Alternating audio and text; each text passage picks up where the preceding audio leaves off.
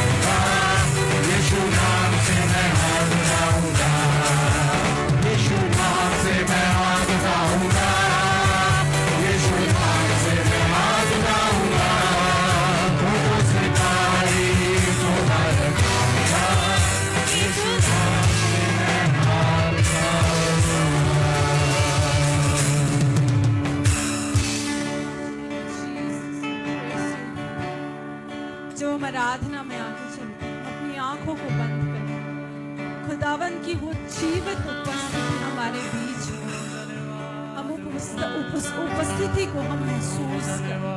पवित्र आत्मा हमारे बीच में, भले ही हम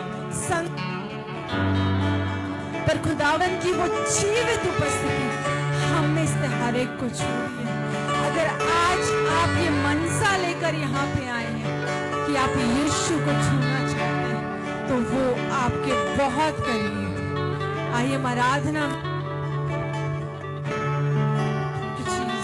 दुनिया में कितनी ही खूबसूरत हमने चीजें, कितने भी खूबसूरत नजारे देखे, पर हमारे यीशु से खूबसूरत कुछ और नहीं, उस नाम से खूबसूरत और कुछ नहीं। और हम धन्यवाद देते हैं आज की शाम में इस बात का, और हम बहुत ब्लेस्ड हैं कि हम उस जीवित और खूबसूरत नाम की संतान हैं। हम यीशु नाम की संतान हैं। Hallelujah Jesus, praise you father.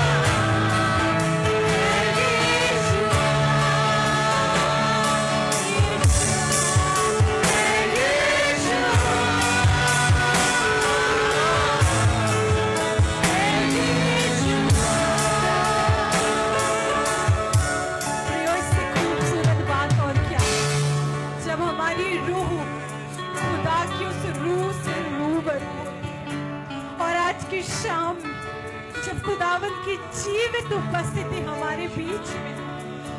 खुदा की रूह हमसे रूबरू होना चाहती है। आज खाली कर दीजिए अपने आप को, दे दीजिए खुदा के हाथ में।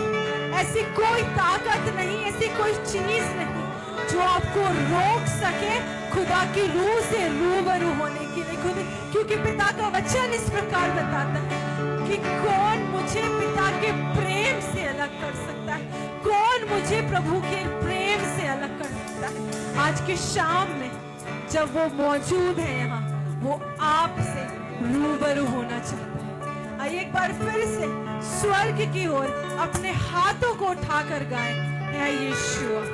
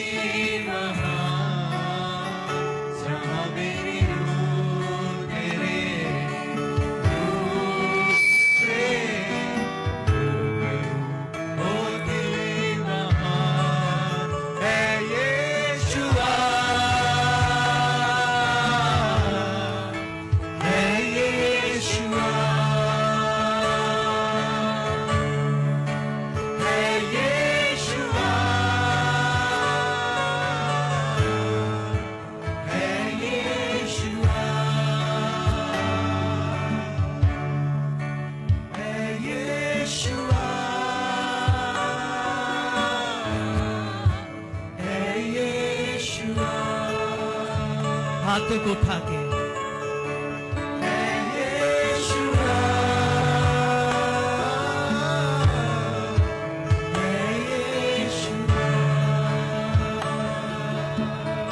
हाँ प्रभु यीशु मसीह, हम जानते हैं कि आपकी उपस्थिति काफी, आपकी उपस्थिति काफी है मेरे यीशु।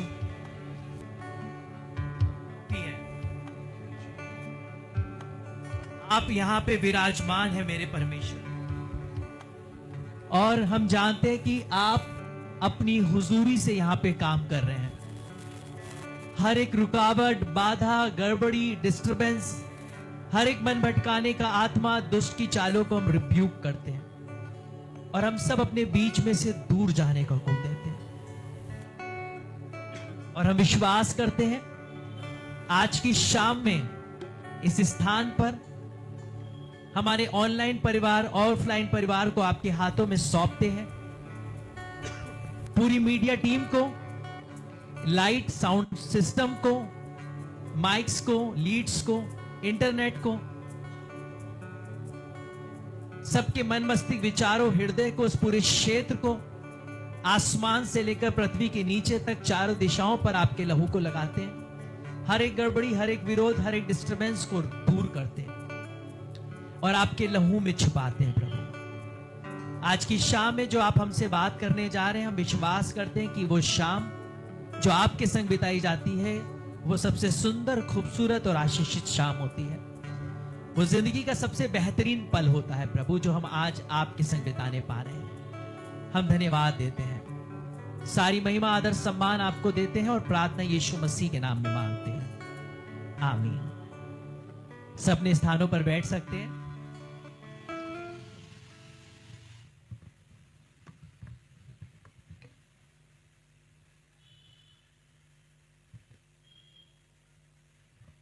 आप सभी को प्रभु यीशु मसीह के नाम में जय मसीह की। जीसस लव्स यू विजन की रेगुलर जेलू फेलोशिप में मैं पास्टर अभिषेक अरोरा आप सभी का मसीह यीशु में स्वागत करता हूं। और आइए जोरदार तालियों को बजा के सबसे पहले अपने जिंदा खुदा का, अपने परमेश्वर का स्वागत करेंगे, जो आकाश और पृथ्वी को बनाने वाला हमारा प्रेमी प्रभु यीशु मसीह है। हम धन्यवाद देते हैं अपने ऑनलाइन परिवार का, जो इस समय परमेश्वर के वचन को सुनने के लिए जुड़ रहे हैं, बाद में जुड़ेंगे, बाद में सुनेंगे, जो अभी सुन रहे हैं, हम उन सब का मसीह यीशु में स्वागत करते हैं और विश्वास करते हैं जो आप प्रभु के वचन से संगति कर रहे हैं, पवित्र आत्मा और आपके जीवन में कार्य करे। आइए, जैसे हम लोग हर बार करते हैं, अपने सबसे प्रिय, अपने सबसे चहेते, अपने खूबसूरत, अपने दिल के अजीज, अपने मोबाइल फोन के मुंह को क्या कर लेंगे, बंद कर लेंगे, उसे स्विच ऑफ या साइलेंट मोड पर या वाइब्रेशन पर लगा लेंगे, ताकि कोई भी डिस्टरबेंस ना हो सके। मैं और आप अच्छे से खुदा के कलाम से जुड़कर आशीष पा सके और परमेश्वर के वचनों से सीख सके। और जैसे हर बार करते हैं, इस बार भी करेंगे, अपने पास वाले व्यक्ति की तरफ, अपने पास वाले व्यक्ति की तरफ मुड़ेंगे, हाथ मिलाएंगे और मुस्कुराकर क्या कहेंगे, ना सोऊंगा, ना सोने दूंगा, ना झपकी लूंगा, ना झपकी लेने दूंगा, ना अपनी आशीष खोऊंगा, ना आपको खोने दूंगा, खुद भी वचन सुनूंगा, आपको जबरदस्ती सुनवाऊंगा। प्यार से कोनी लगा के हेलो हेलो, क्या आप मेरे साथ हैं?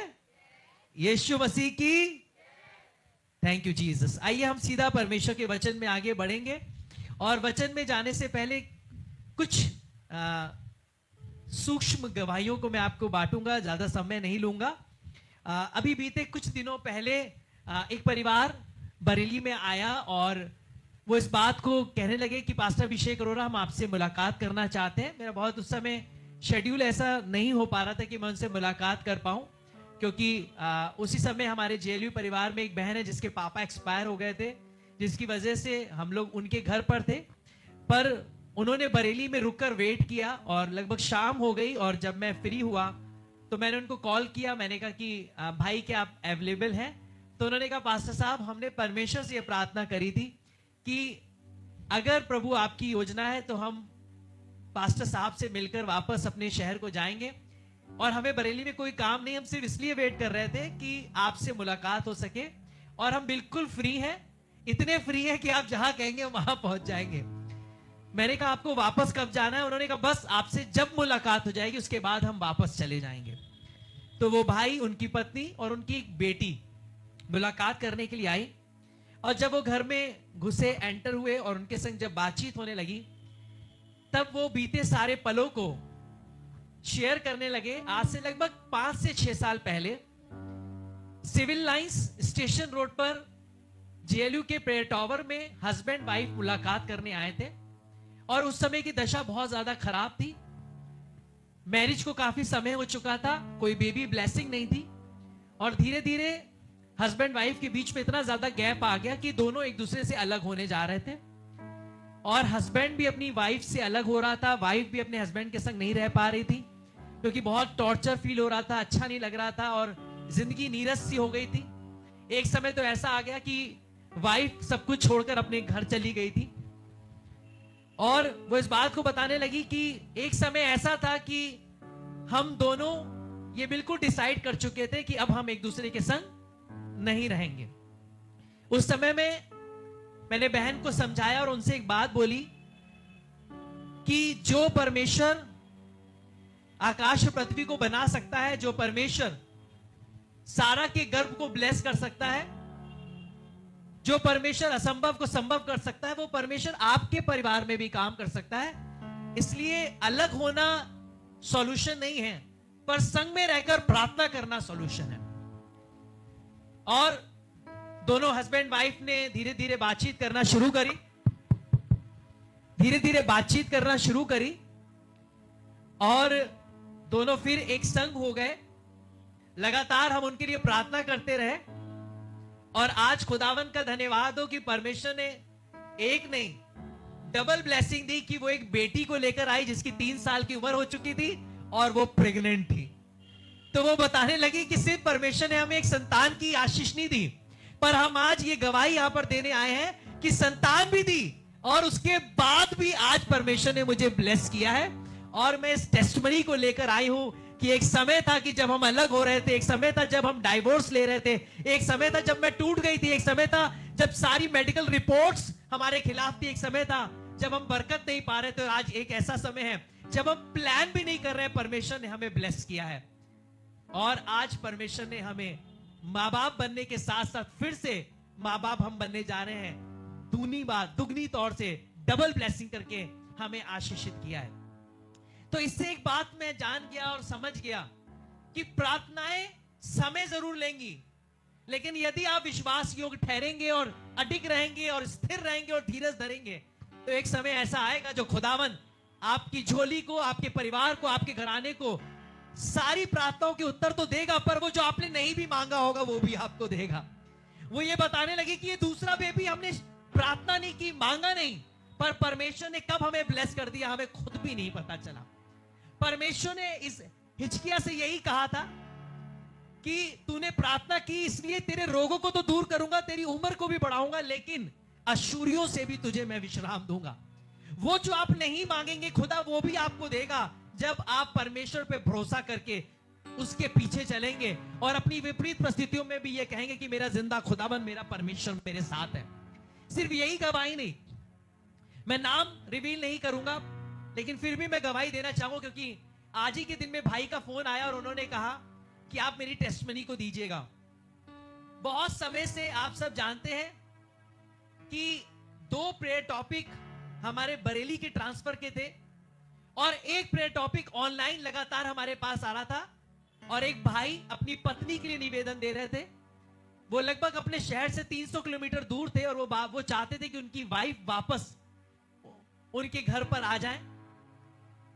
और जब लगातार प्रार्थनाएं हो रही थी तो मैंने प्रभु से कहा, मैंने कहा प्रभु ये 2 तो ट्रांसफर हमें मिल गए, तो क्या ये ऑनलाइन वालों के नहीं मिलेंगे? प्रभु जब आपने हमारे दोनों बहन भाइयों को प्रार्थनाओं का उत्तर देके बरेली शहर के पास बुला लिया, उत्तर मिल गया, आप इस भाई की पत्नी को भी आप ट्रांसफर दीजिए और ये अपने शहर में जहां के लिए निवेदन देना चाह रहे हैं वहां पर आ सके। कुछ ही दिनों पहले भाई का मेरे पास मैसेज आया कि अनऑफिशियली तो मेरी वाइफ का लेटर बनने से पहले की खबर यह है कि जो असंभव था वो संभव हो गया है, कि मेरी वाइफ का ट्रांसफर हो रहा है। जो ऊपर से हमारे पास रिपोर्ट आई है, बस लेटर जिस दिन आएगा उस दिन मैं आपको टेस्टमनी दूंगा, और आज ही ट्यूसडे के दिन में लेटर आ गया है। और परमेश्वर ने 300 किलोमीटर दूर से उस भाई की वाइफ को उसी जगह पर, उसी शहर में, उसी हॉस्पिटल में बुलाया जिसके लिए यहां से ऑनलाइन प्रेयर चल रही थी। और सिर्फ इतना ही नहीं हुआ,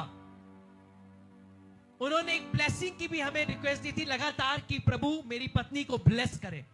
परमेश्वर ने वो कहने लगे कि इतनी बरकतें दी जेएलयू परिवार में जुड़कर। मैं ये कहूंगा जेएलयू परिवार नहीं, मेरे यीशु मसीह से जुड़कर, क्योंकि जेएलयू परिवार भी यीशु मसीह का है। अगर यीशु मसीह नहीं है तो कुछ नहीं है। पास्टर अभिषेक अरोड़ा कुछ नहीं है, प्रार्थना को सुनने वाला यीशु मसीह बहुत कुछ है। इसलिए मनुष्यों पर निगाह मत लगाइए, उस जिंदा खुदा पर निगाह लगाइए जो प्रार्थनाओं को सुन लेता है। तो उन्होंने कहा परमेश्वर ने सिर्फ ट्रांसफर नहीं दिलवाया, पर परमेश्वर ने मेरी पत्नी को भी आशीष दी, और आज वो 8 मंथ प्रेग्नेंट है। मेरा जिंदा खुदा आज भी वैसे ही काम करता है जैसे वो 2026 साल पहले काम करता था।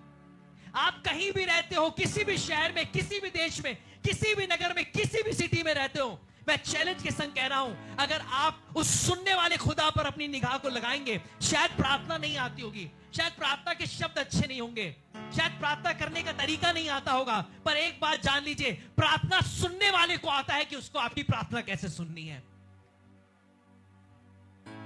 मैं धन्यवाद देता हूं ऐसे खुदा का जो हम अधर्मियों और इस पृथ्वी पर पाए जाने वाले पापियों की भी प्रार्थना को सुनता है, तो हम विश्वासियों की प्रार्थना को क्यों नहीं सुनेगा। जो उस पर ईमान लेकर आते हैं वो उनकी प्रार्थनाओं का उत्तर क्यों नहीं देगा। आज ही के दिन में एक फिजी से मेरे पास कॉल आया, एक बहन का जो पंजाबी परिवार से इस समय फिजी में जॉब कर रही है, और वो इस बात को बताने लगी कि पास्टर अभिषेक अरोरा, मैं इतनी ज्यादा ब्लेस हुई हूं उस मिनिस्ट्री से कि परमेश्वर ने मेरे मन में ये बोझ रखा है, जब मैं यहां पे सेटल हो जाऊंगी तो मैं स्पॉन्सर करूंगी आपको कि आप हमारे देश में आए और हमारे देश में हमारे चर्चेस को ब्लेस करें। मैं ये नहीं कह रहा हूं कि मुझे फिजी जाना है, मैं ये नहीं कह रहा हूं कि मुझे वहां पर जाके ये सब काम करना है, पर मैं खुदा का धन्यवाद दे रहा हूं कि कहीं ना कहीं परमेश्वर लोगों के जीवन में काम कर रहा है, कहीं ना कहीं परमेश्वर लोगों के हृदयों में काम कर रहा है कि उनकी कम से कम ये थॉट तो आ रही है कि परमेश्वर के लोग हमारे देश में आए और हमारा देश ब्लेस हो सके, हमारे चर्चेस ब्लेस हो सके, हमारे लोग ब्लेस हो सके। हमारा खुदा इतना महान है कि कल के दिन में मैं और अर्नेस्ट भैया ये बात कर रहे थे कि इतनी गर्मी पड़ रही, क्या हम इसे ऑनलाइन ले जाएं, क्या अब हम इसे कुछ दिनों के लिए रोक दें, क्योंकि इतनी गर्मी पड़ रही कि अरेंजमेंट करने वालों के लिए भी बहुत मुश्किलें हैं। इतनी गर्मी में सारे चीजों को मैनेज करना, अरेंज करना बहुत मुश्किल है। और हम लोग बात कर रहे थे और इसके लिए सिर्फ प्रार्थना करी, और परमेश्वर ने पहिया ऐसा घुमाया कि आज यहाँ पे हम सब बैठे हुए हैं। शायद कोई भी यहाँ पर ऐसा कह रहा हो किसी को गर्मी लग रही है, अब जबरदस्ती आप भाग दौड़ कर रहे हो बात अलग है, लेकिन अब भाई यहाँ पर आप आके बैठिए, मैं पंखे की हवा में बैठा हूं तो मुझे लग रहा है एसी की हवा चल रही है इसमें। ये मेरे खुदा के काम है। जब हम हिम्मत हार जाएं, जब हमें लगे कि अब नहीं हो पा रहा है, तब परमेश्वर उतर आता है और वो दिखाता है कि मैं तुम्हारे बीच में हूं। आज यहां पर जितने लोग बैठे हैं, आपके मौसम बदलने जा रहे हैं। परमेश्वर आपके परिवार के मौसम को बदलने जा रहा है, आपके फाइनेंसेस के मौसम को बदलने जा रहा है, आपके स्वास्थ्य के मौसम को बदलने जा रहा है। वो आपके घराने में एक नया कार्य करने जा रहा है। कल तक जो लग रहा था कि असंभव है, मुश्किल है, अब नहीं हो पा रहा है, हालात खराब हो रहे हैं, गर्मी बढ़ रही है, आज हम कह रहे हैं थैंक यू जीसस, सब बहुत अच्छा हो रहा है। सुबह से लेकर तड़ातड़ पानी, तड़ातड़ पानी, तड़ातड़ पानी, और जैसे ही एक्वा वेदर पर चेक किया, ठीक प्रार्थना से पहले जब अरेंजमेंट शुरू होंगे तब से पानी रुकेगा, और जब तक घर नहीं चले जाएंगे पानी रुका रहेगा, और जब घर पहुंचेंगे फिर रात में बारिश होगी। ये वेदर रिपोर्ट कह रही है, मेरे खुदा की बातें आपसे बता रही है। आसमान को भी पता है कि कब मुझे बारिश करनी है और कब मुझे बारिश नहीं करनी है। अभी 2-3 दिन पहले अचानक से बादल आए, एक बहन का मेरे पास फोन आया, पास्टर साहब बहुत दिल से ये दुआ हमने अपने घर पर रखवाई है, देखिए बादल बहुत तेज आ गए हैं। मैंने कहा बहन क्यों घबरा रही, प्रभु से पहली बात हो चुकी है, आज और गर्मी पड़ने दो, बादल जाएंगे। मैंने खुदा से कहा आज के दिन और गर्मी रहने दीजिए, क्योंकि इस परिवार ने बड़ी मेहनत करी और लगभग 3-4 महीने से वो लोग प्रार्थना कर रहे थे अपने घर में मीटिंग के लिए। वो सारे बादल आए, चले गए, और शाम को बहुत अच्छी इबादत हुई। ये परमेश्वर है, इसमें कोई प्रार्थना ही नहीं, इसमें हमारे मुंह के शब्द हैं जो हम परमेश्वर पे भरोसा करके बोलते हैं। सिर्फ यही भाई और इनकी पत्नी नहीं, हम सब ब्लेस हो सकते हैं यदि हम दुआ मांगे। खुदा हमारी जिंदगियों में काम करेगा अगर हम ईमान लेकर आए। आइए परमेश्वर के वचन में सीधा आगे जाएंगे और हम लोग थोड़ा सा रिवीजन करेंगे। इस समय हम लोग किस पर है? रेवलेशन चैप्टर 13 पर, जिसकी हेडिंग क्या है? 2 पशु। और हम लोगों ने 13 चैप्टर की वर्स 1 से शुरू किया था और लगभग हमने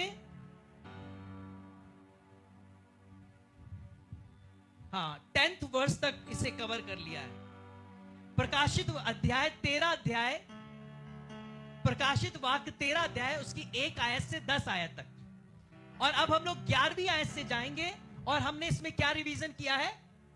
एक पशु जो समुद्र से निकला है, जिसको अजगर ने क्या कर दी? अपनी सारी शक्ति दे दी है। और ये पशु कौन है? ये पशु है पृथ्वी पर पाए जाने वाला वो प्रधान, क्योंकि जिसके क्या है 10 सर है और 10 सींग है और 7 सर है। और ये 10 सींग क्या है? पाए जाने वाले राज और 7 उसके प्रधान। और एंटी क्राइस्ट क्या करेगा? अब वर्ल्ड लेवल पर जो प्रधान है, जो देशों को चला रहे हैं, जो राज्यों को चला रहे हैं, जो यूएन को चला रहे हैं, जो गल्फ कंट्रीज को चला रहे हैं, क्योंकि 3 उसमें से जानवर भी दिखे थे, एक रीछ के समान, एक सिंह के समान और एक चीते के समान। और ये कौन है? ग्रुप्स हैं, साम्राज्य हैं। और ये ग्रुप क्या करेंगे? आने वाले समय में एंटी क्राइस्ट के रूल को और आगे बढ़ाएंगे। और पूरे देश में, पूरे विश्व में आज वही चल रहा है। हम देख रहे हैं चारों तरफ लड़ाइयां, हाहाकार, चारों तरफ हम देख रहे हैं किस प्रकार से महंगाई बढ़ती चली जा रही है। अभी आज के दिन की खबर अगर आप पढ़ लीजिए तो यूरोपियन कंट्रीज में जमीनें पिघल रही हैं, ट्रेन्स बंद हो गई हैं, फ्लाइट कैंसिल हो रही हैं, और जो रेड लाइट्स है वो पिघल रही हैं। क्यों? क्योंकि प्रकोप बढ़ता चला जा रहा है। परमेश्वर का आगमन बहुत नजदीक है। अभी आसमान की रोशनी से, उस सूरज की रोशनी से पिघल रही हैं मनुष्य की बनाई हुई सॉलिड चीजें। जब वो नर खाएगा तो क्या हाल होगा? जहां पर कभी आग बुझेगी नहीं और जहां के कीड़े कभी मरेंगे नहीं, जो उनके अंदर चलेंगे। तो धीरे धीरे जो समय आता जा रहा है, चाहे वो आसमान हो, चाहे वो प्रधान हो, चाहे वो सृष्टि हो, वो इस बात का प्रमाण दे रही है कि परमेश्वर का वचन सत्य है। अब एक पशु की तो चर्चा हो गई जो समुद्र में से निकला था। अब दूसरा पशु कौन है जिसके बारे में आज हम चर्चा करेंगे? प्रकाशित वाक्य 13 अध्याय इसकी 11 आयत से, फिर मैंने एक और पशु को पृथ्वी में से निकलते हुए देखा। उसके मेमने के से 2 सींग थे और वह अजगर के समान बोलता था। ये एक और पशु कौन है? क्योंकि ऑलरेडी एक पशु तो समुद्र में से निकल चुका है। ये जो पशु है, जो समुद्र में से निकला हुआ पशु है, उसका कार आगे बढ़ाने वाला पशु है। आगे आप देखेंगे, जैसे मैं कह सकता हूं कि मैं एक कंपनी का सीईओ हूं और मेरे ऊपर कौन है? उसका ओनर। और ओनर सीईओ को अधिकार देता है कि तुम्हें क्या करना है? मेरी पूरी कंपनी को रन करना है। इसी तरीके से वो जो पशु है, उसने अपने अंडर में एक और पशु रखा जो क्या है? सीईओ है, जो उसके साम्राज्य को क्या करे? फैलवाए और उसके कामों को लोगों के बीच में प्रकट करे। और ये सीईओ क्या कर रहा है? मेमने के समान दिख रहा है, पर है क्या ये? अजगर। देखिए, फिर से पढ़िए। उसके मेमने के 2 सींग थे और वे अजगर के समान बोलता था। सींग तो मेमने के हैं, रिप्रेजेंट तो अपने आप को मेमना कर रहा है कि मैं भलाई के लिए इस गद्दी पर बैठा हूं, पर वो काम किसके करेगा? एंटी क्राइस्ट के, अजगर के, उस पशु के जो उससे पहले समुद्र में से निकला था। और एक ऐसा शासन आएगा, जैसे हम कह सकते हैं कि देश के ऊपर सबसे बड़ा प्रधान कौन होता है? राष्ट्रपति और प्रधानमंत्री। लेकिन उनके कार्य को कौन करता है? CM, governor. सीएम और गवर्नर क्या करते हैं? राज्यों को चलाते हैं। और केंद्र सरकार में बैठकर जो प्रेसिडेंट और प्राइम मिनिस्टर होते हैं वो राज करते हैं और इनको आदेश देते हैं ताकि ये अपने अपने इलाकों में क्या करें? जो गवर्नमेंट के रूल्स है उन्हें आगे बढ़ाएं, उन्हें चलाएं। ठीक उसी तरीके से जो प्रधान पशु है, उसने अपने अंडर में एक और पशु को जन्म दिया है जो उसके राज को क्या करेगा? अपने अपने क्षेत्र में फैलाएगा। ये दिखने में तो मेमने की तरह सामने आएगा, भोला लगेगा, सुंदर लगेगा, लगेगा यही परमेश्वर की ओर से गद्दी पर बैठा हुआ है।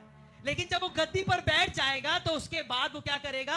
अजगर को रिप्रेजेंट करेगा, अर्थात एंटी क्राइस्ट कामों को इस पृथ्वी पर फैलाएगा। आगे परमेश्वर के वचन में हम आगे बढ़ेंगे।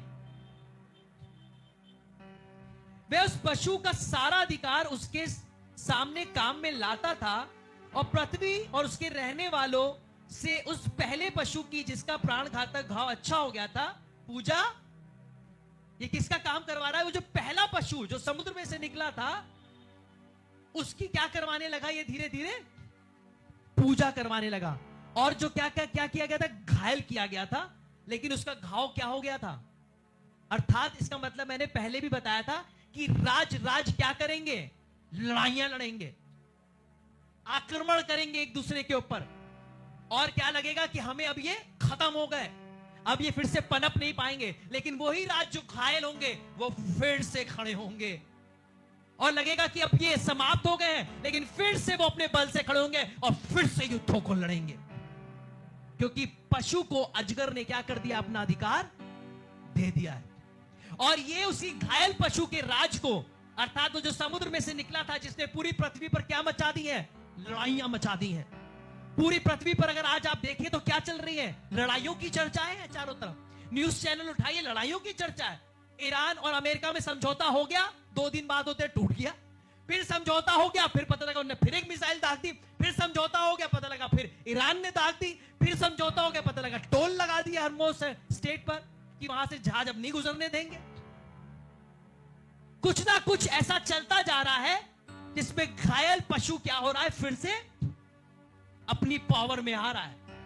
और ये लड़ाइयां पशुओं के द्वारा फैलाई जा रही हैं और ये बढ़ती जा रही है। पर ये बढ़ती हुई लड़ाइयों का मतलब ये नहीं कि अभी खत्म होंगी, ये बढ़ती हुई लड़ाइयां अभी और बढ़ेंगी, अभी और ये फैलेंगी और अभी ये और कार्य करेंगी। और जो इनके अंडर का पशु है वो क्या करेगा? उस पशु का जो समुद्र में से निकला है, जो उसका अधिकारी है, धीरे धीरे उसका काम पृथ्वी पर फैलाएगा और लोगों को उकसाएगा कि तुम मेरे मालिक की क्या करो? पूजा करो। वो दिन दूर नहीं जो रोम शासन के तरीके से, जैसे रोम ने किया था, जब उसने कब्जा करना शुरू किया। पहले तो उसने यरूशलेम टेंपल पर कब्जा किया और उसने वहां पर क्या किया? वहां के सम्राटों ने अपनी अपनी मूर्तियों को क्या कर दिया?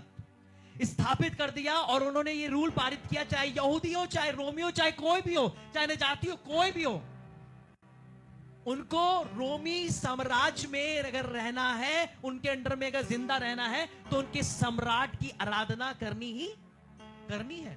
और जब सम्राट मर जाते थे तो उनकी मूर्ति लगा के दूसरे सम्राट फिर आते थे तो वो भी अपनी मूर्ति लगा दिया करते थे।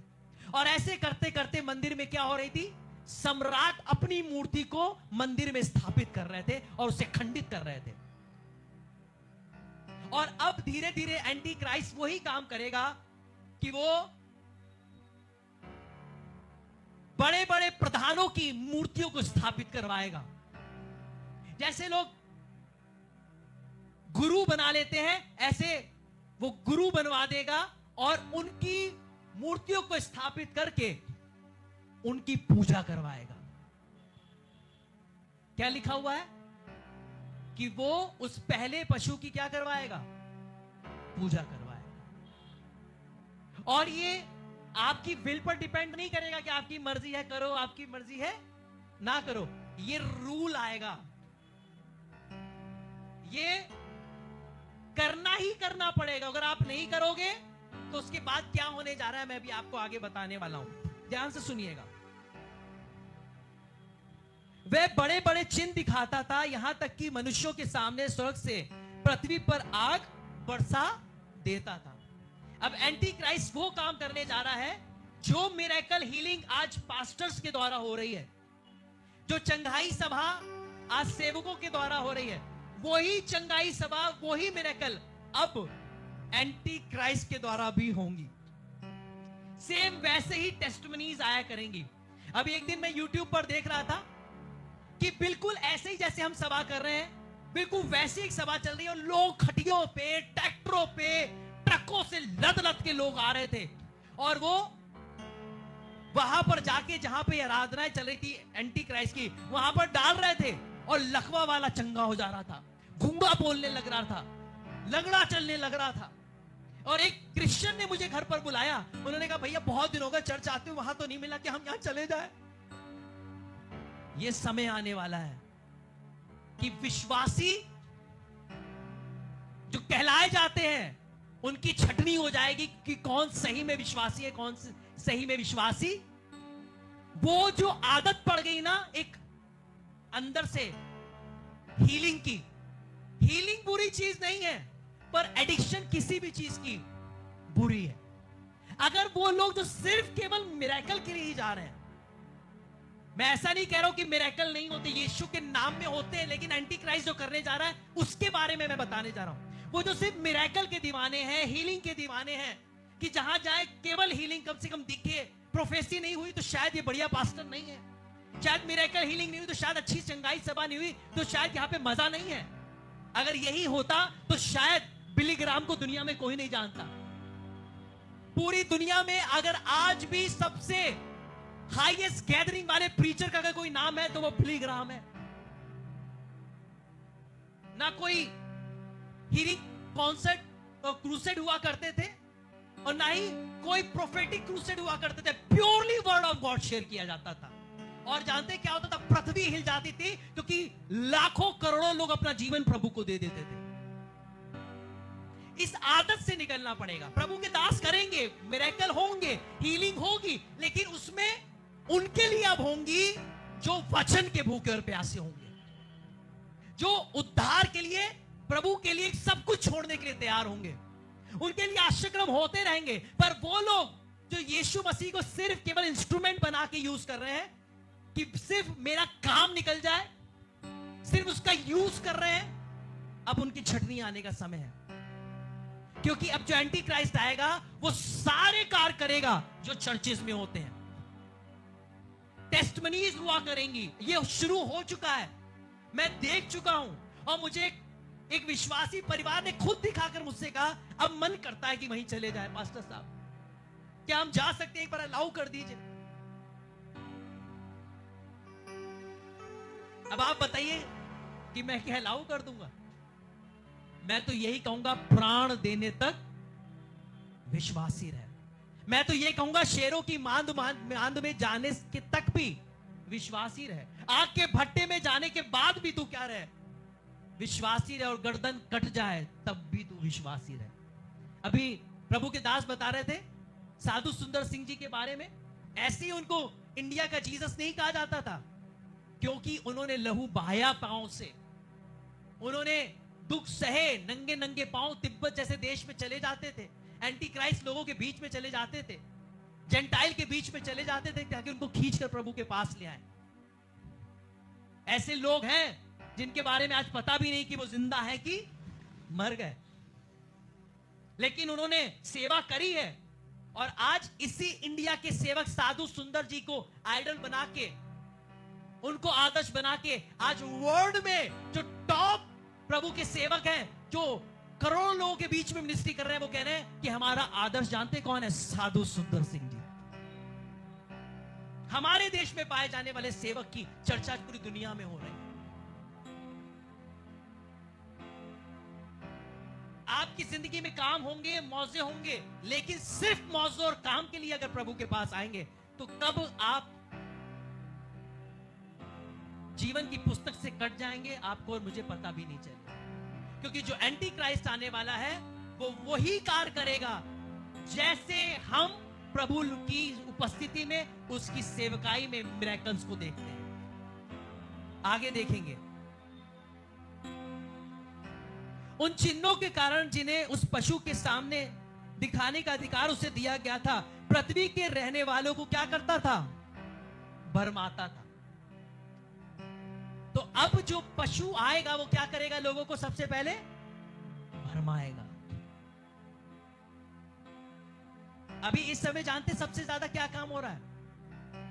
ये वाले पास्टर ठीक नहीं, वो वाले पास्टर ठीक है, ये वाला चर्च ठीक नहीं, वो वाले चर्च ठीक है। अरे तुम उस चर्च को छोड़ दो, मेरे चर्च में आ जाओ। अरे उस वाली सभा से जाते हो, अरे मेरे यहां पर आओ, तुम्हें ये मिलेगा। यहां पर हीलिंग होती है, यहां पे मिरेकल होते हैं। पर जो सेवक वास्तव में प्रभु का होगा वो कहेगा यीशु के नाम में कार्य होता है, यीशु के नाम में मौजा होता है, यीशु के नाम में चंगाई होती है। वो अपने आप को कभी क्रेडिट नहीं देगा, वो यीशु को क्रेडिट देगा। मैं बड़ा सैड हूं, शायद पीछे बहुत से लोग प्रभु के दास लोग बैठे हैं, वो भी शायद इस बात को समझते होंगे। आज भैया बहुत से ऐसे मेगा चर्चेज हैं, वहां पर आप वो टेस्टमनी नहीं दे सकते जिसमें उनके पास्टर का नाम नहीं है। अगर उनके पास्टर के द्वारा हीलिंग नहीं हुई, उनके पास्टर के द्वारा मिरेकल नहीं हुआ, चाहे ऑनलाइन चाहे ऑफलाइन, आप जाकर ये नहीं कह सकते यीशु मसीह ने मेरे जीवन में ये काम किया। वो आपकी टेस्टमनी को रिकॉर्ड ही नहीं करेंगे, सामने ही नहीं चलाएंगे। अगर आपने ये बोल दिया कि पास्टर अभिषेक अरोड़ा के द्वारा मेरे जीवन में काम हुआ है, और आप सामने आ जाइए उनके चर्च में गवाही देने के लिए, वो आपकी गवाही नहीं करवाएंगे कि आपने कैसे उस दूसरे पास्टर का नाम हमारे चर्च में आके ले लिया। ये सच्चाई है, मेगा चर्चेस की सच्चाई है। और ये मुझे इंटरनल वहां के लोगों से पता चली कि भैया सॉरी, हम वहां पे कह ही नहीं सकते, हम वहां बता ही नहीं सकते। क्यों? वरना वहां पर अगर पता चल गया तो शायद जो मैं कोर टीम में हूं उसमें से निकाल दिया जाऊंगा।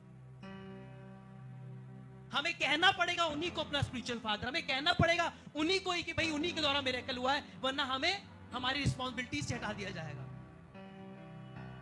ये आज की सच्चाई है जिसको आप वर्ल्ड में देख रहे हैं। पूरी दुनिया में आज बहुत से अच्छे सेवक भी हैं, मेगा चर्चेस बहुत से ब्लेस्ड हैं जिनमें अद्भुत काम हो रहे हैं, पर बहुत से मेगा चर्चेस सिर्फ कॉपी पेस्ट पे चल रहे हैं।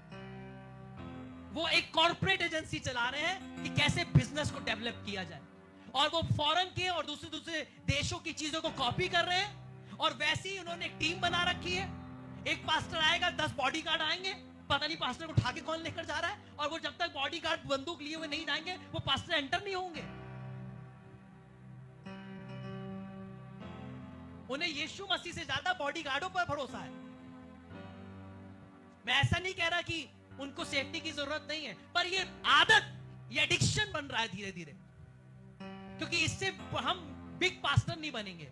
अगर मैं अकेले झोला उठा के अपना आ जाऊं तो, लेकिन साधु सुंदर सिंह जी बने, मदर टेरेसा बनी, विलियम कैरी बने, जॉन वेस्ली बने, बिना बॉडीगार्ड के, ये बिना मेगा चर्चेस के, बिना लाइटों के बने, डीजे दीनाकरण जी बने। इसलिए कॉपी पेस्ट खत्म कर दो, सच्चाई को जानो, क्योंकि अंत के समय में भरमाने वाला सफेद कपड़ों में भी आएगा, जो बाइबल कहती है। और ये भरमाने वाला किस वेश में आएगा आपको पता भी नहीं चलेगा, और बहुतों को भरमा के अपने पास ले जाएगा, और हम एडिक्शन में कब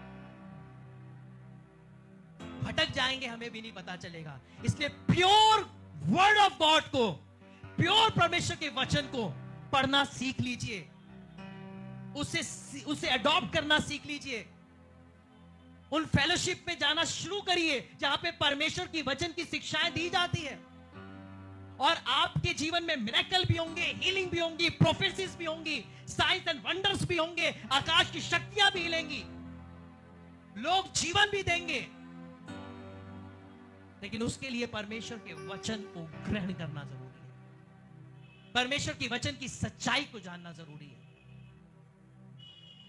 क्योंकि अभी जो आने वाला है वो बड़े बड़े काम करने जा रहा है, आकाश से बिजली गिराने जा रहा है, मौत से करने जा रहा है। वो सारे काम करेगा जो हमने, हमारी आंखों ने नहीं देखा होगा, हमारे कानों ने नहीं सुना होगा। वो उसका काम ही है कि वो लोगों को भरमाए। आइए परमेश्वर के वचन में आगे बढ़े।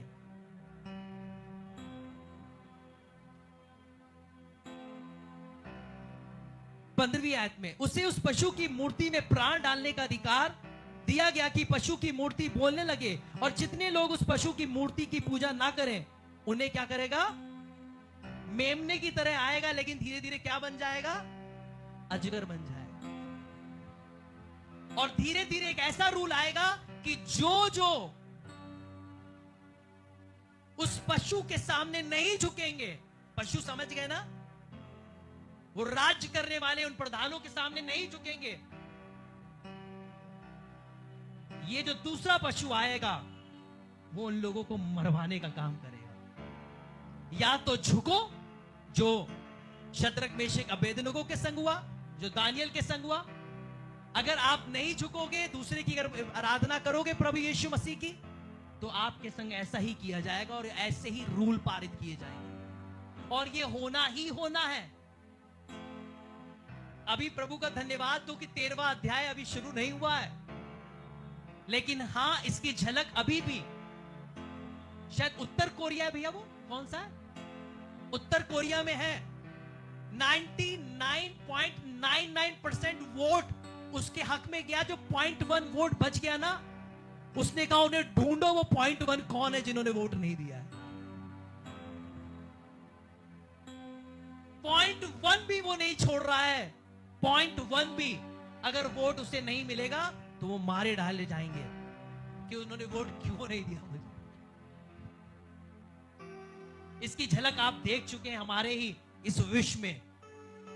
जो भी आवाज उनके खिलाफ उठाता है, चाहे वो स्त्री हो, पुरुष हो, बच्चा हो, बुजुर्ग हो, जवान हो, उसी समय मार डाला जाता है उत्तर कोरिया में। उसी समय सबसे क्रूर इस समय अगर कोई राज कर रहा है तो किंग जोंग, क्या नाम है उसका, नाम भी नहीं ले पा रहा हूं मैं सही से, च्युइंगम खानी पड़ेगी मुझे लग रहा है। ये कोई दूसरे देश की बात नहीं बता रहा हूं, ये अभी इसी समय में इस विश्व में चल रहा है। और बहुत से तानाशाह मारे गए हैं बीते दिनों में।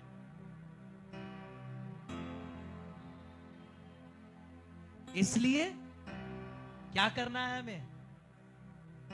प्योर वर्ड ऑफ गॉड, परमेश्वर के वचन की शिक्षा को ग्रहण करना है और डेली परमेश्वर का वचन पढ़ना है, सीखना है, ताकि कोई मुझे और आपको भरमा ना सके। क्योंकि वो दौर दूर नहीं, जब क्रूसेड तो होंगे, कन्वेंशन भी होंगी, सभाएं भी होंगी, लेकिन परमेश्वर के वचन का समय शायद इतना होगा।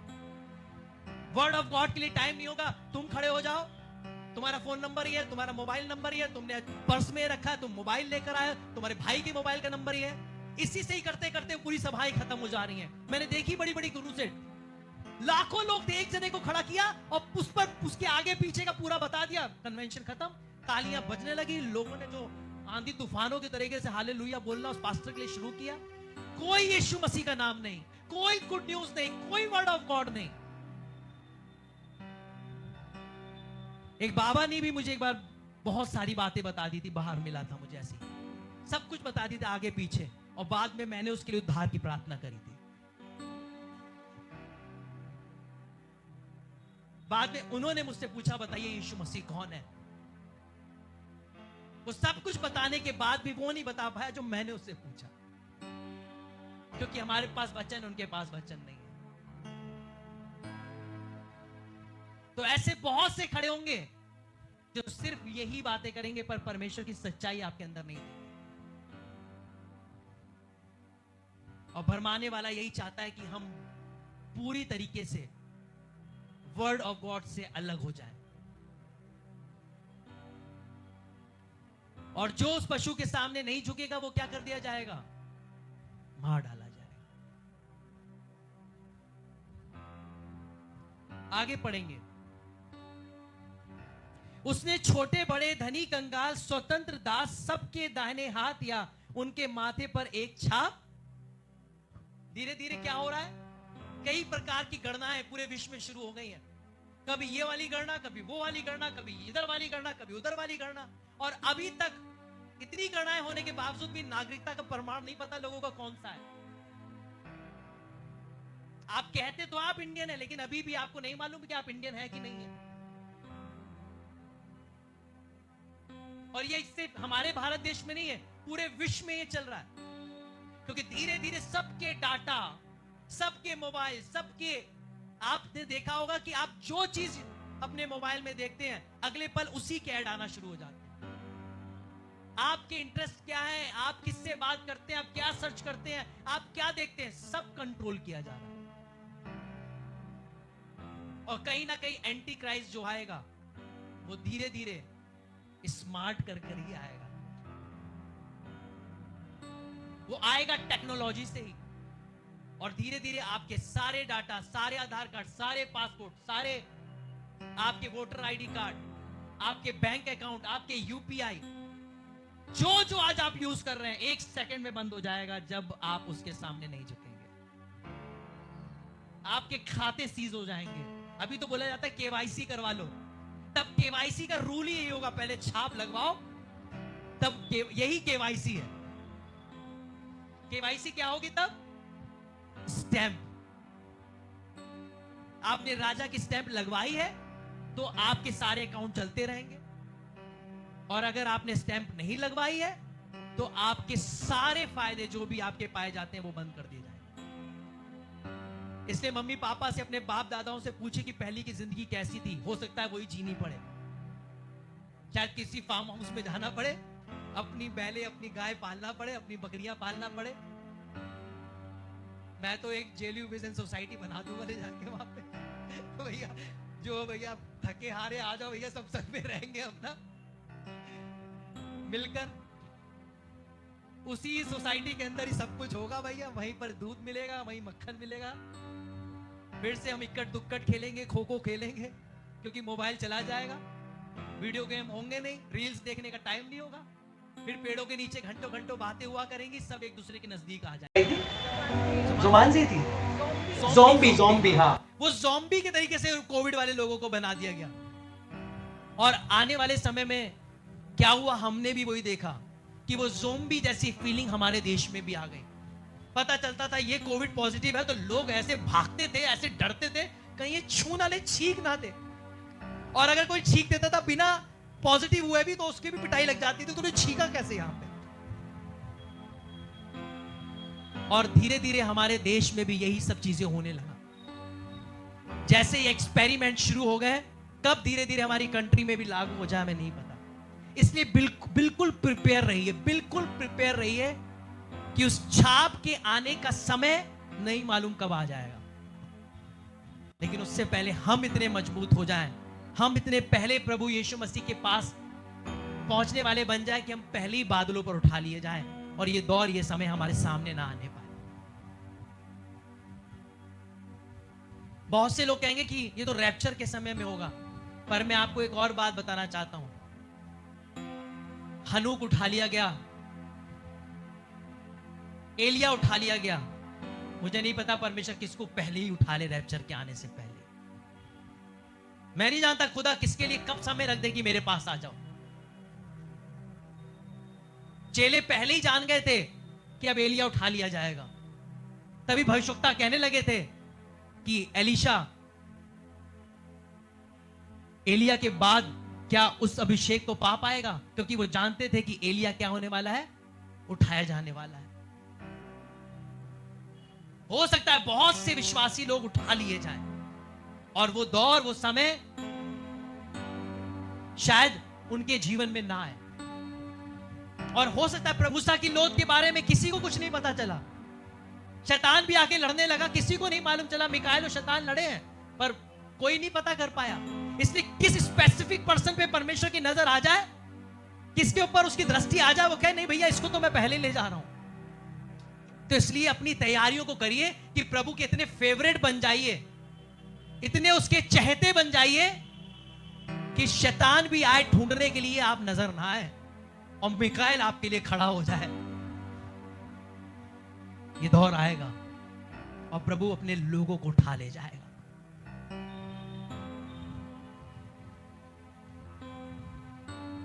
ज्ञान इसी में है, जिसे बुद्धि हो वो इस पशु का अंक जोड़ ले, क्योंकि वह मनुष्य का अंक है और उसका अंक क्या है, 600।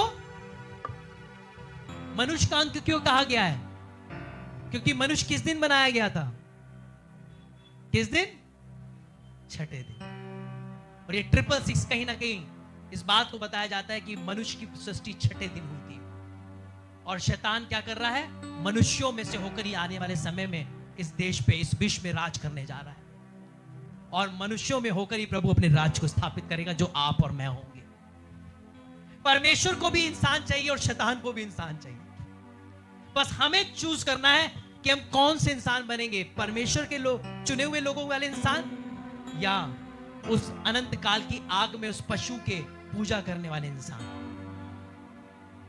और इसके लिए सिर्फ क्या करना पड़ेगा, अभी से आदत डालनी पड़ेगी, अपने आप को न्यूट्रल करना शुरू कर दो। अभी से आदत डालनी पड़ेगी कि हम खर्चों को कम करें। अभी से आदत डालनी पड़ेगी कि हम अपने आराम को कम करें। प्रैक्टिस करिए अभी से। जो आज बहुत सी फैसिलिटीज है, शायद आने वाले समय में छीन ली जाए, तो हम इतने मैच्योर हो जाए, इतने परिपक्व हो जाए कि वो फैसिलिटीज ना मिले तो हम जी लें, सरवाइव कर जाएं, लड़ जाएं। अभी एक परिवार हमारे घर में विजिट करने के लिए आया उत्तराखंड से। वो बोलने लगे हमें एसी की आदत नहीं है क्योंकि हम फार्म के रहने वाले लोग हैं और हमें गर्मी से कोई फर्क नहीं पड़ता, और हम बिल्कुल वैसे ही गर्मी में भी रहते हैं जैसे हम नॉर्मल डेज में रहते हैं।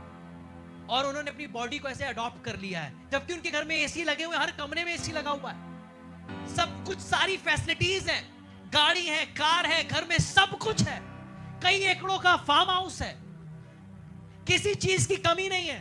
पर उन्होंने अपनी बॉडी को यूज टू नहीं बनाया, डिपेंड नहीं किया। उन्होंने कहा हम फार्म के लोग हैं और हम अपनी बॉडी को स्ट्रांग बनाकर रखते हैं क्योंकि हमें इन खेतों में ही रहना है, हमें इन्हीं जगहों पे अपनी जीवन को जीना है। इसलिए उन्होंने अपने बच्चों को भी वैसे बना रखा है, जबकि उनके बच्चे पूरे वर्ल्ड में घूमते हैं, दूर दूर देशों में जाते हैं, वहां पे स्टडी करते हैं, लेकिन उसके बावजूद भी वो अभी भी वैसे ही लाइफ जीना पसंद करते हैं। क्यों? क्योंकि वो जिस जगह के रहने वाले हैं वो मिट्टी से जुड़े हुए हैं। कहीं ना कहीं हमें भी अपने आप को स्ट्रांग बनाना पड़ेगा, अपने बच्चों को स्ट्रांग बनाना पड़ेगा कि कभी बेनिफिट्स छोड़ने पड़े तो हम इसके लालच में अपने प्रभु को सैक्रिफाइस ना कर दें, पर हम स्ट्रांग बन के उसे फेस करके आगे बढ़ सकें। हो सकता है माँ बाप उतनी आपको ट्रांजैक्शन ना दे पाए, उतनी पॉकेट मनी ना दे पाए, हो सकता है आपके पसंद के मोबाइल फोन, वो वाले बेस्ट कपड़े ना दिलवा पाए, फिर भी ईमानदार रहिएगा अपने परमेश्वर के लिए, अपने माँ बाप के लिए। जब तक खुदा ने आपको लग्जरियस टाइम दिया, एंजॉय करिए, धन्यवाद दीजिए, लेकिन उसके संग अपने आप को तैयार भी करिए कि वो समय भी आ सकता है जब इनमें से कुछ भी हमें ना मिले। वो समय भी आएगा जब हमसे शायद सब कुछ ले लिया जाए, वो समय भी आएगा जब हम टेक्नोलॉजी से बिल्कुल हटा दिए जाएं, वो समय भी आएगा जब बहुत से लोगों को गवर्नमेंट जॉब छोड़नी पड़ेगी। बहुत से सेवकों की मैंने गवाहियां सुनी है, जब परमेश्वर का कॉल और दर्शन आया, उन्होंने गवर्नमेंट जॉब में जिनको लाखों की सैलरी मिल रही थी छोड़ दी। क्यों? क्योंकि उस कॉल को पूरा करना है। आई थिंक भैया शायद हल्द्वानी के पास्टर जी ने भी शायद, वो भी गवर्नमेंट जॉब में थे, पास्टर राजीव नाम है आई थिंक, उन्होंने भी छोड़ दी थी। भैया सच्चाई बोल रहा हूं, जब बुलाहट आई छोड़ दी उन्होंने। एक शाहजहांपुर में एक सेवक है जो एयरपोर्ट पर गवर्नमेंट जॉब में थे, लाखों की सैलरी थी, छोड़ दी उन्होंने। और ये हमें भी सिखा रहा है कि बहुत कुछ हो सकता है हमें छोड़ना पड़े, लेकिन हम फिर भी अडिग रहेंगे और बने रहेंगे, क्योंकि वो छाप ऐसे नहीं आएगी डरा के, वो छाप कहीं ना कहीं हमारी आदतों के लिए आएगी कि हम जिन आदतों में जी रहे हैं क्या उन आदतों से अलग हो सकते हैं। और उस छाप का मतलब यही होगा कि हमारी आदतों में हम जीते रहें और हम कब उसे अनजाने में लेकर बैठ जाएं, सिर्फ इसलिए कि वो बेनिफिट्स हमसे ना चले जाए, वो इजी लाइफ हमारी कहीं सैक्रिफाइस ना करनी पड़े। पर लेकिन विश्वासी समझ जाएंगे, क्योंकि जिन्हें बुद्धि है वो उस अंक को जान लेंगे, जिन्हें बुद्धि है वो समझ जाएंगे इस चिप को, वो जिनके पास बुद्धि है वो समझ जाएंगे उस मोहर को। मैंने और मेरी वाइफ ने वैक्सीन को नहीं लगवाया क्योंकि हमें पता था हमारा खुदा बचाने वाला है। उस कोविड के दौर के बाद जब घटनाएं हुई, जब लोगों के कार्डियक अरेस्ट पड़े, जब जवान लोग खत्म हुए, तब पता चला उन्हीं वैक्सीन के साइड इफेक्ट उनके ऊपर आए। हो सकता है कई बार आपको लगेगा कि ये नहीं करोगे तो मर जाओगे, पर खुदा अगर आपसे कहेगा नहीं तो नो टू नो, चाहे उसके लिए फिर मरना ही पड़े, हम जिंदा हैं, हम आज भी बैठे हुए हैं और खुदा का धन्यवाद दे रहे हैं। और ऐसे ही ये चिप आएगी कि तुम्हें लगवानी ही लगवानी है। तुम ट्रैवल नहीं कर पाओगे। उस समय में क्या हो गया था, कोई फ्लाइट बुकिंग नहीं हो रही थी, किसी को बेनिफिट नहीं मिल रहे थे, गवर्नमेंट जॉब वालों से कह दिया था कि जॉब नहीं कर पाओगे अगर नहीं लगवाई जाएगी। तो यही दौर एक ऐसे भी आएगा कि जब तक उस मोहर को नहीं लगवा लोगे तब तक आप ट्रैवल नहीं कर पाओगे। किसी से मुलाकात करने के लिए, किसी के पास जाने के लिए आपको फ्लाइट की बुकिंग नहीं मिलेगी, आपको ट्रेन में रिजर्वेशंस नहीं मिलेंगे, बहुत से सैक्रिफाइस आएंगे। लेकिन खुदा का धन्यवाद हो, मसीह लोग तैयार होंगे, परमेश्वर के लोग तैयार होंगे, और वो इस समय इस दौर के लिए तैयार होंगे, और वो अपने समय को खुदा के संग बिताएंगे, और वो कहेंगे आंधी आने दो, तूफान आने दो, वो नैया क्या डूबेगी जिसमें यीशु महान रहेगा। और हम विश्वास करते हैं ये चैप्टर 13 पूरा होने से पहले हम उठा लिए जाएंगे। इस चैप्टर 13 के आने के समय से पहले ही हम बादलों पे अपने प्रभु से मुलाकात करेंगे और हम आसमानी जिंदगी में एंटर करेंगे और हम अपने पिता के पास उसके सिंहासन के दाहिनी ओर बैठकर उसकी प्रस्तुति करेंगे और उसकी तारीफ करेंगे।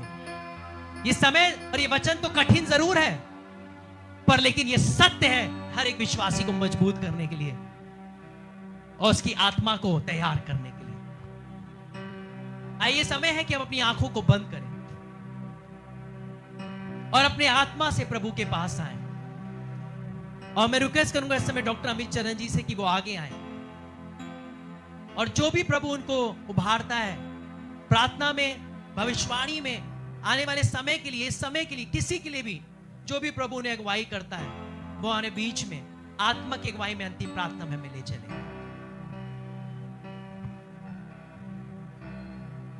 Thank you Jesus.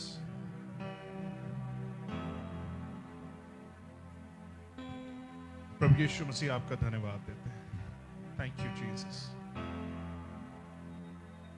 प्रभु आपका अनुग्रह अंत के दिनों में हम में से हर एक के जीवन पर ऐसे ही बना रहे प्रभु। ये हमारी योग्यता के बारे में, हमारे विश्वास के बारे में नहीं है, लेकिन आपकी विश्वास योग्यता जो हमारे लिए है उसके बारे में है। हम यकीन करते हैं प्रभु, जैसे अनुग्रह से हम में से हर एक का उद्धार हुआ है, वैसे ही अनुग्रह से हम आपके राज्य का हिस्सा बनने वाले। Thank you Jesus, thank you Jesus.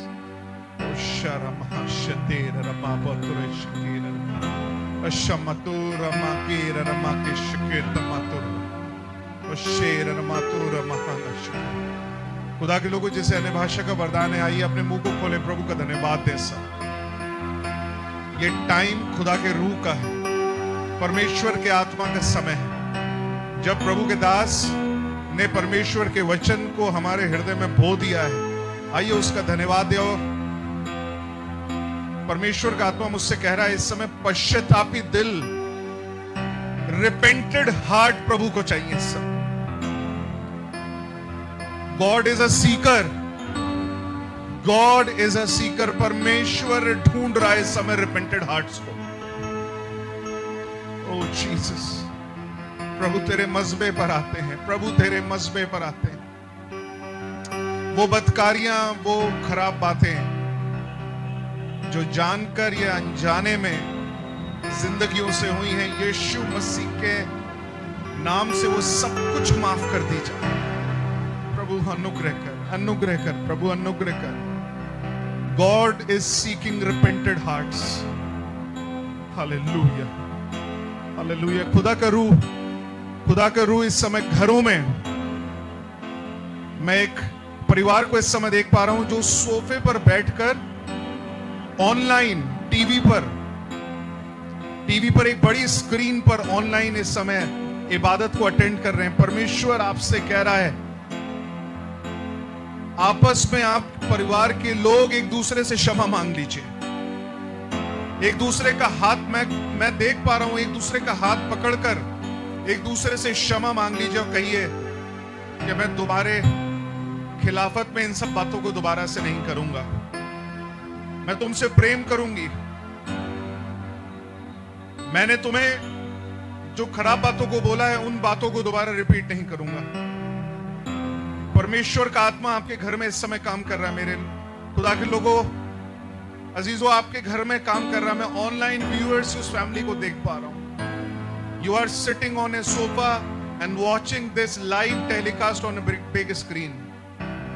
Hallelujah. Shera ramatura shikira ramakara. Ashkite ramakura mahanate shikira ramatira. धन्यवाद, धन्यवाद, धन्यवाद, धन्यवाद। प्रभु का रूह मुझसे कह रहा है एक बहन के लिए जो यहां बैठी हुई है, मेरी बहन, तुमने इन संदेशों को, प्रभु की उपस्थिति को, प्रभु यीशु मसीह के वचन को फॉर्मेलिटी की तरह लिया है अब तक। आज की शाम परमेश्वर आपसे बात कर रहा है। पश्चाताप कर कर सच्चाई से प्रभु के निकट आइए। मैं ये नहीं कह रहा कि आप हाथ उठाएं, आप अपने स्थान पे खड़े हों, लेकिन मैं बहन आपसे कहना चाह रहा हूं, don't take Jesus for granted. Yeshu Masih को सिर्फ एक फॉर्मेलिटी नहीं, एक सिर्फ औपचारिकता के रूप में नहीं, लेकिन he is your saviour, he is your daddy. वो खुदा बाप आपका पिता है, आपका उद्धार करता है, आपका छुड़ाने वाला है और आपसे बात कर रहा है मेरी बहन। नो मोर फॉर्मेलिटी, नो मोर फॉर्मेलिटी। आप जानती हैं कि आप जिस समय वचन खुदा का कलाम बोला जाता है, प्रभु के दास रात में जगकर जब ये प्रकाशनों को प्रभु से पाकर मेरे और आपके बीच में जब प्रभु के संदेश को डिलीवर करते हैं, आप बैठी यहां पर होती हैं लेकिन आपका मन कहीं और होता है। मैं बहन आपसे बात कर रहा हूं और खुदा का रूह मुझे आपकी शक्ल दिखा रहा है, लेकिन मैं आपका नाम नहीं लूंगा, लेकिन इबादत के बाद आपसे जरूर बात करूंगा। This is for you, this is for you. Thank you Lord, thank you Holy Spirit, thank you Holy Spirit, thank you Holy Spirit. ओ शेर रमातु कुशकुर रमातु। प्रभु मैं दुआ करता हूं इस समय जेलियो विजन से जुड़े हुए उन सब जवानों के लिए जो यहां मौजूद हैं या फिर ऑनलाइन इस समय इबादत को अटेंड कर रही हैं, भविष्य में भी इस टेलीकास्ट को जब देखेंगे। जवानों ये वर्ड आपके लिए है, सेपरेट योरसेल्फ, सेपरेट योरसेल्फ। अलगाव की जिंदगी, बेटा जबरदस्ती मत फंसो इन सब चीजों। Separate yourself. Hallelujah, hallelujah. मैं आज की शाम यहां बैठे किसी जवान से बात कर रहा हूं और परमेश्वर आपसे कह रहा, बेटा सेपरेट योरसेल्फ, बिटिया सेपरेट योरसेल्फ।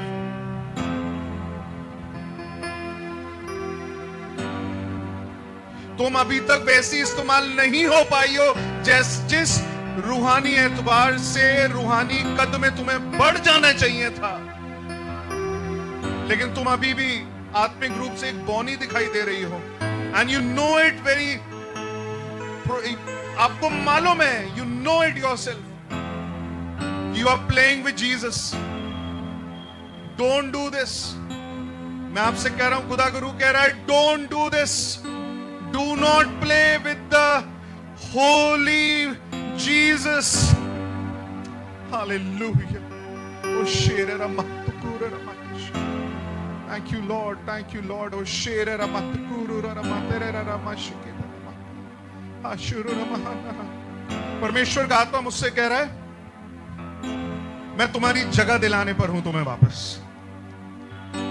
मैं तुम्हारी जगह तुम्हें दिलाने पर हूं। जो स्थान दूसरों ने सोचा कि वो तुमसे छीन लेंगे, God is going to restore it back to you, और इसी साल खुदा बाप करेगा। हालेलुया। ये वर्ष खत्म नहीं होगा, आप अपने उस पोजीशन को, उस प्लेस को, उस स्थान को दोबारा से पाने पाएंगे। परमेश्वर जिस बात को बोलता है वो उसमें झूठा कभी नहीं ठहरता। मनुष्य बोल के मुकर सकता है, लेकिन परमेश्वर कभी झूठा नहीं ठहरता। He will give you back your position, back your place. Hallelujah. Thank you, Holy Spirit. Thank you, Holy Spirit. Thank you, Holy Spirit. Hallelujah. Hallelujah. खुदा के लोगों, ये बहुत अनॉइंटेड समय, कलाम के समय से है जब परमेश्वर का आत्मा आपसे बात कर रहा है। आप अपने मन को खोलिए, खुदा के रूह से आप कुछ भी कह सकते हैं। यहां पे बैठे एक बहन से प्रभु का वचन जो मेरे हृदय में डाला, खुदा का रूह ये कह रहा है, come to Jesus, come to Jesus, come to Jesus. आप जैसे हैं बिल्कुल वैसे ही मेरी बहन प्रभु के पास आ जाएं। यीशु मसीह आपको इसी स्थिति में गले लगाने में तैयार है। Come to Jesus. Hallelujah. Hallelujah. Hallelujah. Hallelujah. Thank you, Jesus. Thank you, Jesus.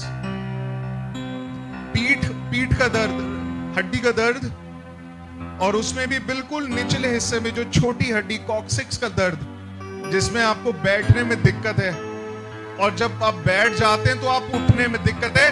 यीशु मसीह के नाम से डरता हूं उसी समय उस दर्द। I am seeing the hand of Jesus. आपकी पीठ पर देख रहा हूं मैं परमेश्वर के सामर्थी हाथ को। आप इस समय आप एक गर्माहट महसूस कर रहे हैं और परमेश्वर आपको हील कर रहे हैं इस समय। हालेलुया। प्रभु तेरे प्रेम के लिए धन्यवाद, तेरे प्रेम के लिए धन्यवाद, तेरी उपस्थिति के लिए धन्यवाद जो बयान से बाहर है।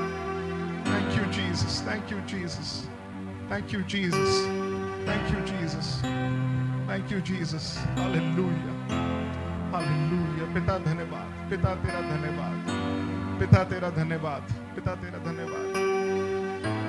हालेलुया। मैं किसी भाई से इस बात को कह रहा हूं जो खुदा का रूह मुझसे कह रहा है, तुम परेशान मत होना। मैं एग्जैक्ट वही वर्ड्स बोल रहा हूं जो होली स्पिरिट कह रहे हैं। तुम परेशान मत होना, तुम्हारे लिए पैसों का इंतजाम हो गया है।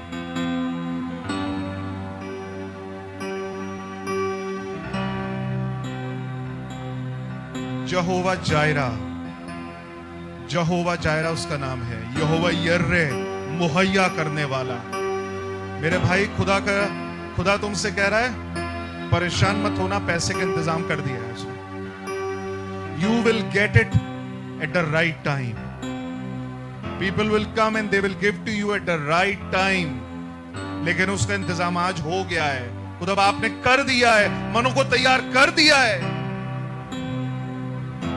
Hallelujah, hallelujah. पिता धन्यवाद, पिता तेरा धन्यवाद, पिता तेरा धन्यवाद। Thank you Jesus, thank you Jesus.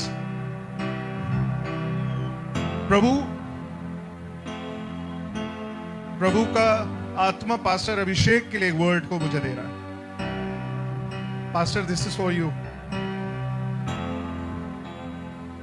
बहुत बड़ी जमात नहीं, लेकिन मुट्ठी भर विश्वास योग्य लोग जो देशों को और शहरों को, नगरों को हिलाएंगे।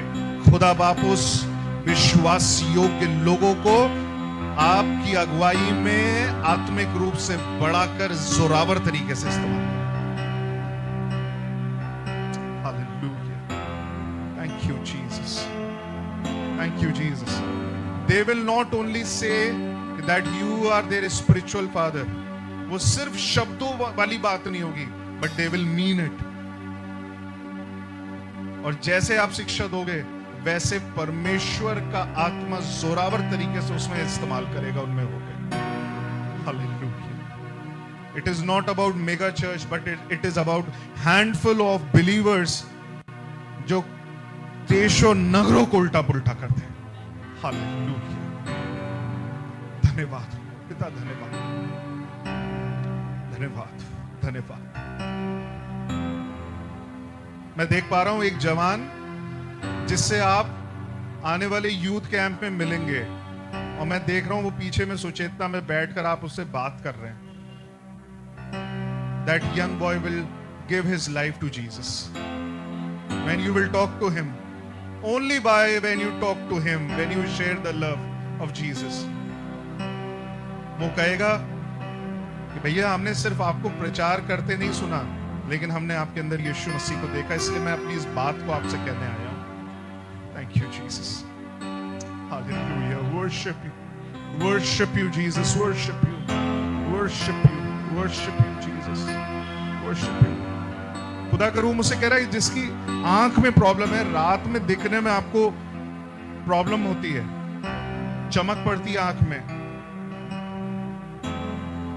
रात में किसी तरीके की प्रॉब्लम, आप अपनी आंख पे हाथ रख लीजिए। खुदावन यीशु मसीह के नाम से हर एक प्रकार की दृष्टि से संबंधित समस्या यीशु मसीह के नाम से उसे घुड़कते, और प्रभु यीशु मसीह के नाम से पूर्ण दृष्टि होने के लिए डिक्लेयर करते, पूरी साफ विजन, साफ सुथरा विजन यीशु मसीह के नाम से आने पाए। परमेश्वर आपकी आई बॉल में काम इस समय कर रहा है। Thank you Jesus, thank you Jesus. ये वो खुदा है जो बिना चीरा लगाए ऑपरेशन करना जानता है और चीजों को नई बनाना जानता है। Hallelujah, hallelujah. प्रभु इन सब बातों को और विशेष करके ये जो अंत के दिनों की चेतावनी आप हमें दे रहे हैं प्रभु, हम इसके लिए आपका धन्यवाद देते हैं और प्रार्थना करते हैं कलीसिया परिपक्व होती चली जाए, बिना दाग बिना झुर्री की बनती चली जाए। प्रभु आप ऐसा अनुग्रह करना और दया करना। प्रभु अभी भी अगर कोई ऐसी बात है जो हृदय में है, उसके लिए क्षमा मांगते हैं प्रभु, और प्रार्थना करते हैं कि हम आपको चीट ना करें, हम आपको चीट ना करें प्रभु, लेकिन सच्चाई के समर्पण के साथ आपके चरणों में बैठकर आपकी धीमी मीठी आवाज को सुनना सीखने पाए। Thank you Jesus. प्रभु का ये अंतिम वचन जो प्रभु का रूह मुझसे कह रहा है एक भाई के लिए, कि तू यीशु मसीह की आवाज को सुनना तो बहुत चाहता है, लेकिन अकेले में उसके साथ बैठना नहीं चाहता है। The word is sit in solitude. Sit in solitude with Jesus. बहुत चहलकदमी में, बहुत लोगों के बीच में शायद मेरे भाई आप प्रभु की आवाज वैसे ना सुन पाए, लेकिन जब आप एकांत में उसके साथ बैठेंगे, वो अपने हृदय को आपसे खोलकर आपसे बातें करने लगेगा, और आप कहेंगे जैसे अन्य प्रभु के दास प्रभु की आवाज सुनकर बोलते हैं, आपके मुंह से भी वैसे ही प्रोफेटिक वर्ड्स निकलने लगेंगे। Thank you Jesus. Sit in solitude. प्रभु इन सब बातों के लिए तेरा धन्यवाद देते हैं। ऑफलाइन ऑनलाइन व्यूअर्स को तेरे हाथों में सौंपते हैं प्रभु, हम में से हर एक जन तेरे दूसरे आगमन के लिए तैयार किया जाए, यीशु मसीह के नाम से, आमीन।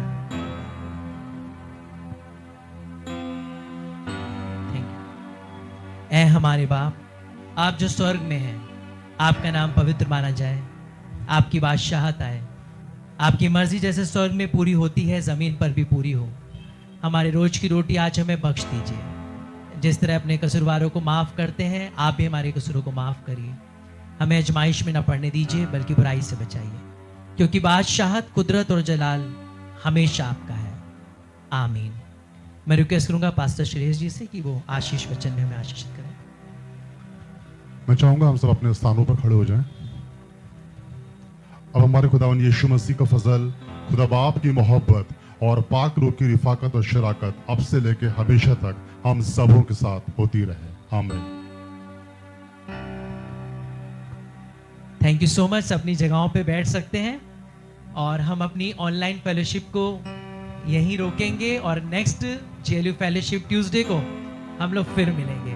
प्रभु आप लोग को बहुत बहुत ब्लेस करे और लगातार अपडेट को पास्टर अभिषेक अरोरा चैनल को आप व्हाट्सएप पर ज़रूर चेक करते रहें।